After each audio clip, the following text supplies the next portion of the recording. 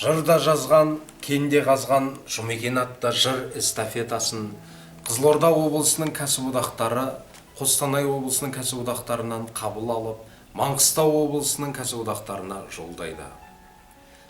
Аспанда күн барда, әлемде нұр барда, адамдар маңдайын жуған тер құрғар ма? Беремін барымды, аламын жоғымды, екі қол, бір кеуде өзімде тұрғанда. Дайын сөз, теңеумен, бояумен бір түне, ойғырта кеуделер жарайды күлкіге.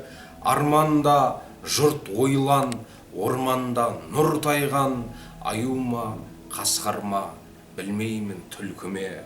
Торғайда, тоғайда көнбейді ырқына, көк бұлақ өлмесең, көнбесең бұрқыра. Өлім деп нен айтқан ұқпаймын, жоқ қайғым, әлде ол өмірдің тоздырған жұртыма.